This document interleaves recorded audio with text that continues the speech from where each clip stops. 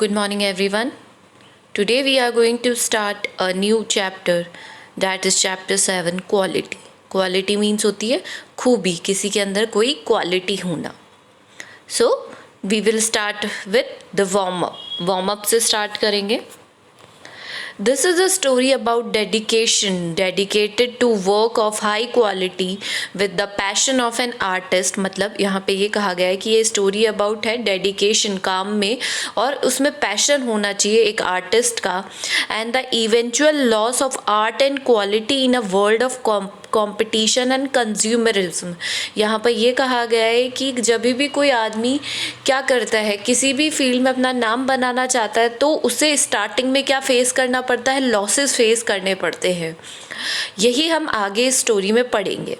Can a shoe maker be called an artist? जो जूते बनाने वाला है उसे भी हम क्या एक तरीके का आर्टिस्ट, कलाकार कहेंगे? Yes, if he has the same skill and pride in his trade as many other artists and the same respect for it too. हाँ, हम इसे कह सकते हैं अगर वो व्यक्ति उस फील्ड में अपना नाम कमा रहा है और वो सेम रिस्पेक्ट हासिल कर रहा है. Mr. Jessler, a German shoemaker settled in London, is a perfect artist. ये स्टोरी है मिस्टर जेसलर की, एक जर्मन आर्ट शू मेकर, जूते बनाने वाले, जो कि लंदन में सेटल थे. वो क्या थे? एक परफेक्ट आर्टिस्ट थे. Read this story to see how he devotes his life to art. आगे हम पढ़ेंगे. Now I knew him from the days of my extreme youth. Extreme youth मतलब when I was young, मतलब आप लोगों की as के थे, तब से ही जो राइटर हैं वो उन्हें जानते थे. Because he made my father boot, क्योंकि उन्होंने मेरे फादर के क्या बनाए थे? बूट्स बनाए थे. बूट्स भी क्या हो गए? शूज़ हो गए. He lived with his elder brother in his shop. किसके साथ रहते थे? एल्डर ब्रदर में, ब्रदर के साथ रहते थे. Which was in a small by street in a fashionable part of London.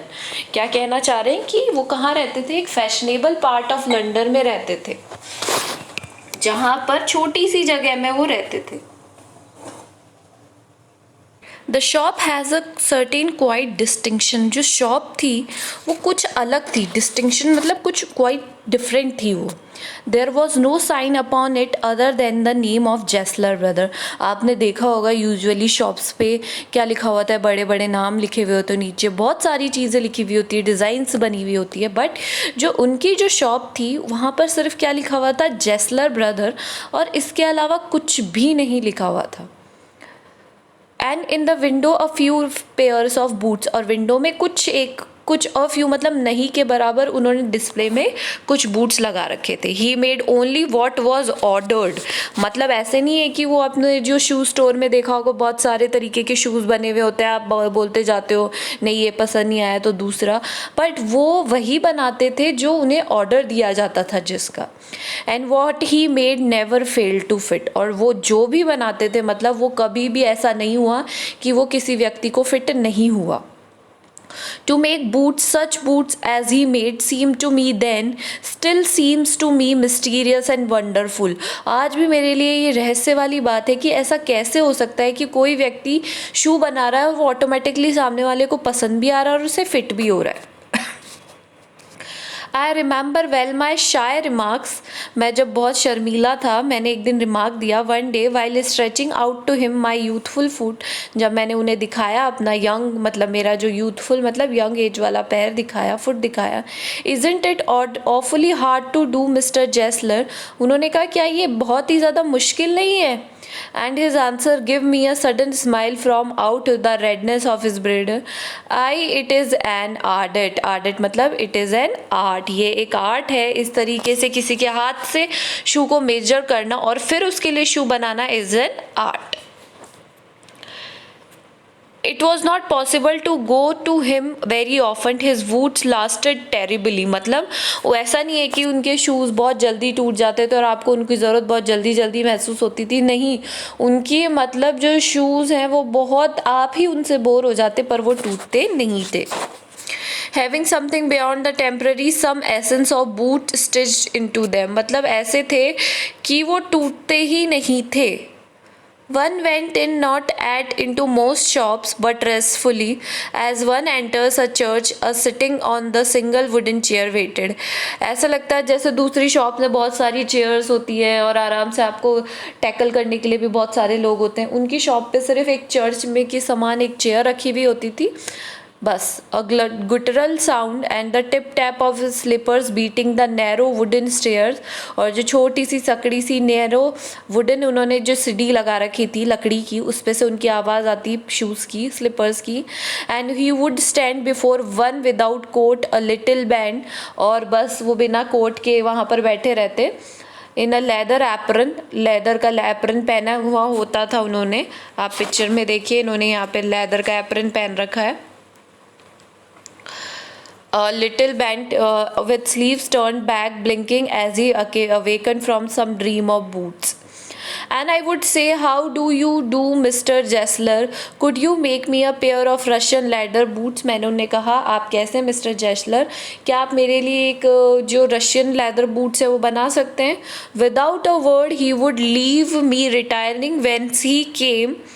और वो कुछ बोले बिना वहाँ से चले जाते. और into the other portion of the shop, दूसरा जो पोर्शन था वहाँ पर. And I would continue to rest in the wooden chair inhaling the incense of his trade. मतलब और मैं वहाँ बैठा रहता और इनहेल करना मतलब सूंघता रहता. जो वुड जो आपने देखा होगा शू शॉप में एक स्मेल आती रहती है, उसे इनहेल करता रहता. Soon he would come back holding in his hand a piece of golden brown leather. और अपने हाथ में क्या लेकर आए? थोड़ी देर बाद में वो golden brown leather लेकर आए, चमड़ा. With eyes fixed on it he would remark. और eyes जब मेरी उस पर ठहर गई, उन्होंने कहा, what a beautiful piece. piece मतलब piece. When I too young had admired it he would speak again. जब मैंने उसको बहुत प्रेज कर लिया, admire. When do you want them? मतलब तुम्हें ये कब चाहिए? जर्मन थे तो उनकी इंग्लिश में प्रॉब्लम थी.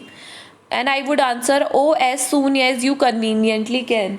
तो मैंने कहा जैसे भी आपको सहूलियत हो, जल्दी से जल्दी. And he would tomorrow Fortnite मतलब and if he were his Elder brother I will ask my brother. और उन्होंने कहा मैं अपने ब्रदर से आपको पूछ कर बताऊँगा. देन आई वुड मरमर, मैंने धीरे से बड़बड़ाया, thank you, good morning mister Gessler. Good morning he would reply, still looking at the leather in his hand. और वो अपने ही उस जो हाथ में लेदर था उसे निहार रहे थे.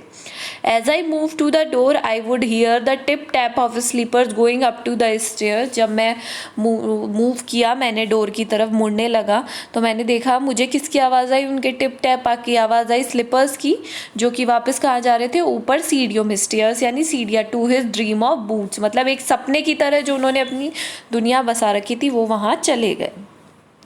I cannot forget that day on which I had occasion to say to him. और मुझे आज भी याद नहीं है वो दिन जब मैंने उनसे कहा था, mister Gessler, that last pair of boot creak you know, कि आपको याद है लास्ट पेयर ऑफ शूज़ आपने कब बनाया था. He looked at me for time without replying. उन्होंने मेरी तरफ देखा कुछ कहे बिना. As if expecting me to withdraw और qualify the statement. Then said, I should not have creaked मतलब क्रीग मुझे याद नहीं है बिल्कुल भी. It did I am afraid. और मैंने कहा नहीं, आपको तो याद होना चाहिए. और मैं इससे क्या हो गया, बहुत ही ज़्यादा डर गया था. So this is all for today. Do the hard words in your copies with English and Hindi meaning each. Thank you.